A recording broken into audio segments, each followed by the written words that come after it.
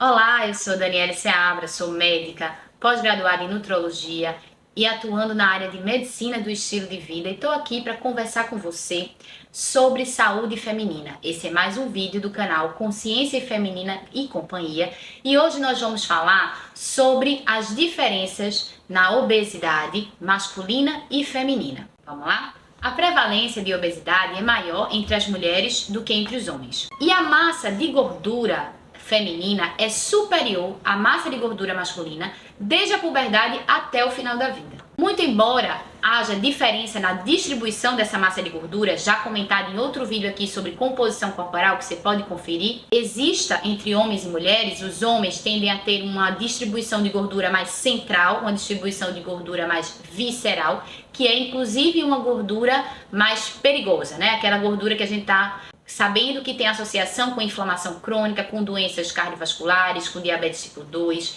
enfim, com outras doenças crônicas. Enquanto as mulheres têm uma distribuição de gordura de padrão mais periférico, mais subcutâneo, que teoricamente seria uma gordura menos danosa, menos nociva.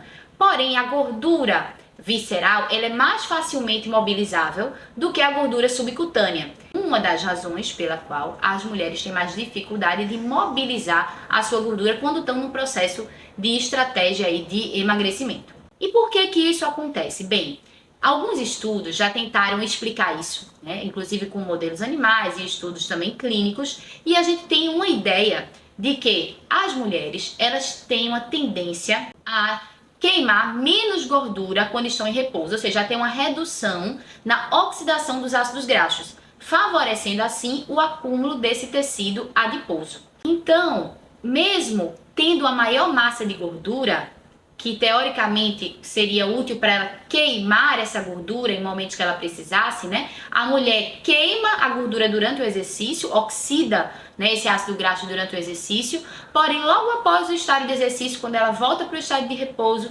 ela entra novamente nesse período de latência aí de oxidação de ácidos graxos. Então essa oxidação reduzida de ácidos graxos favorece com que a mulher tenha esse percentual de gordura, esse aumento da massa gorda, comparado aos homens. Muito embora a ingestão calórica, né, a quantidade energética consumida por massa de gordura, já ajustada por massa de gordura, seja maior nos homens, as mulheres têm uma tendência de acumular mais esse tecido adiposo, e isso pode ser, gente, uma das razões que explica a prevalência da obesidade maior entre as mulheres do que entre os homens. E por que que isso acontece? Então, existem várias teorias que tentam explicar isso.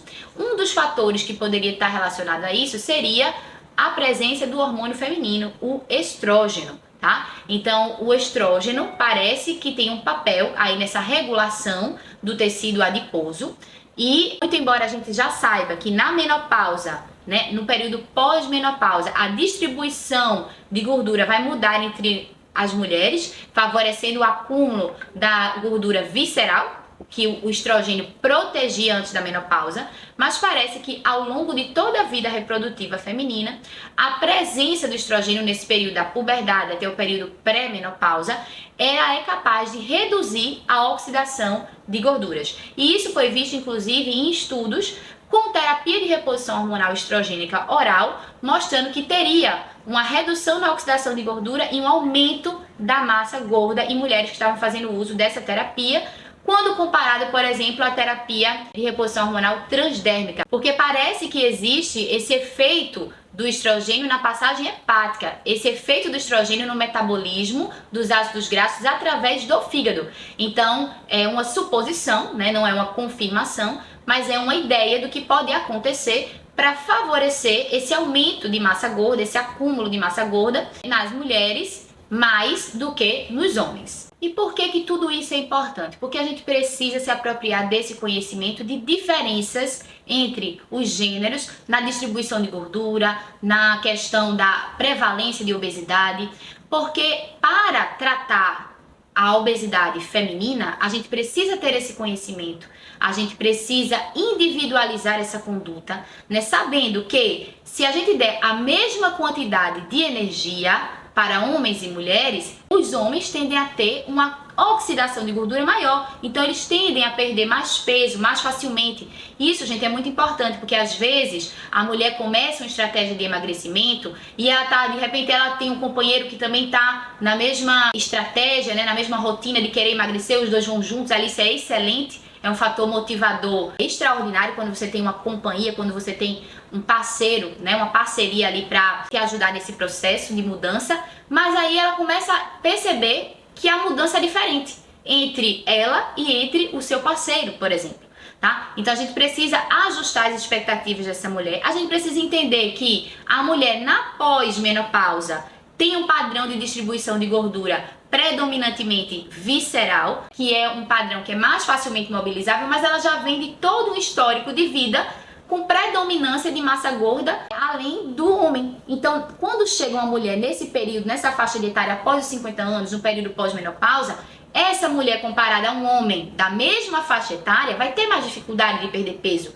Então a gente precisa ajustar estratégias específicas, tanto com relação à ingesta calórica, a quantidade de energia oferecida, quanto à qualidade dessa nutrição. Então é importante também para essa mulher entender um pouco, né, sobre o que ela está comendo, evitar o consumo de gorduras saturadas, evitar o consumo de alimentos ultraprocessados, o consumo de alimentos ricos em açúcar, que todos vão favorecer aí o acúmulo de uma gordura visceral, como também ajustar a questão da atividade física, porque ela já está, quando a gente compara aí a diferença de gênero, essa mulher já está com a oxidação de gordura reduzida em relação ao homem. Então ela precisa de uma atividade física maior, ela precisa de aumentar esse gasto energético justamente para, através do exercício físico, aumentar a oxidação de gordura. E a gente sabe que as atividades aeróbicas, elas têm esse papel de aumentar a oxidação de gordura, especialmente quando são realizadas ali no nível de moderada a vigorosa intensidade. Segundo a Organização Mundial de Saúde, é uma recomendação para todos os indivíduos, homens e mulheres, adultos, a prática de atividade física de pelo menos 150 minutos de atividade aeróbica de moderada a vigorosa intensidade por semana. Então, para a mulher, a gente tem que reforçar que ela precisa investir mais tempo nisso, nessa questão da atividade física, para que a oxidação de gordura melhore e ela consiga mobilizar essa massa de gordura que é superior à massa de gordura masculina. Ao tratar a obesidade feminina, então, nós precisamos individualizar essas condutas e nós precisamos abrir o olhar, abrir o leque dos pilares da medicina do estilo de vida.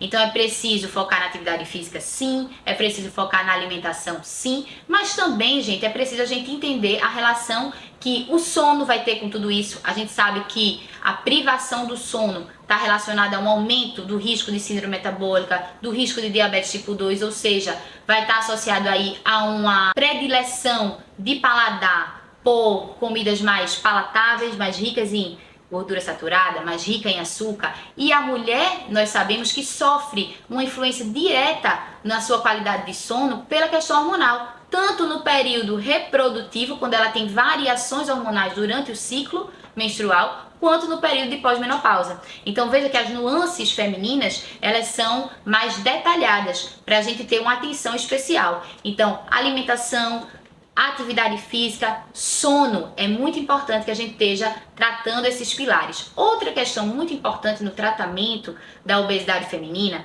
é a gente lembrar do funcionamento do intestino.